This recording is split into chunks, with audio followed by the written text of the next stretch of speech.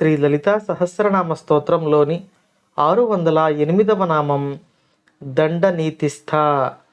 మంత్రస్వరూపంలో శ్రీ దండనీతిస్థాయై నమః. ఈ నామంలో అమ్మవారిని వసిన్యాది వాగ్దేవతలు దండనీతిని బోధించిన, దండనీతిని ఆచరించే పరిపాలకురాలిగా కీర్తిస్తున్నారు.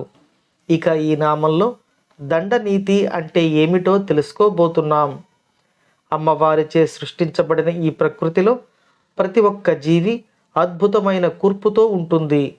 ప్రతి జీవిని గమనించి మనం కొంత జ్ఞానాన్ని తెలుసుకోవచ్చు. అయితే ఈ జ్ఞానంలో మనం ఆచరించదగిన జ్ఞానము, ఆచరించడానికి వీలు లేని విషయము రెండూ ఉంటాయి. మనం మానవ జన్మను స్వీకరించిన తర్వాత మనకు అమ్మవారిచే రూపొందించబడిన కొన్ని నియమాలు వర్తిస్తాయి.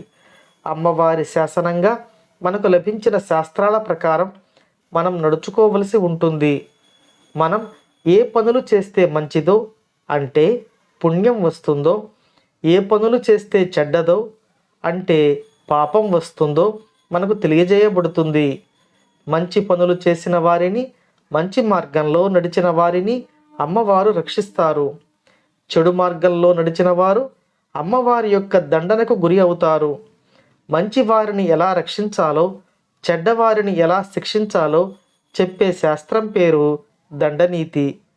ఈ శాస్త్రం సాక్షాత్తు శ్రీ లలితా పరమేశ్వరి యొక్క స్వరూపంగా అమ్మవారిచే మనకు అందజేయబడింది.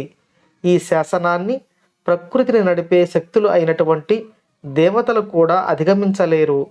అటువంటి శాసనాన్ని రూపొందించిన శక్తి స్వరూపిణిగా, శాసనాన్ని అమలుపరిచే పరిపాలకురాలిగా ఈ నామంలో అమ్మవారిని వసిన్యాది వాగ్దేవతలు కీర్తిస్తున్నారు. ఓం శ్రీమాత్రే నమః.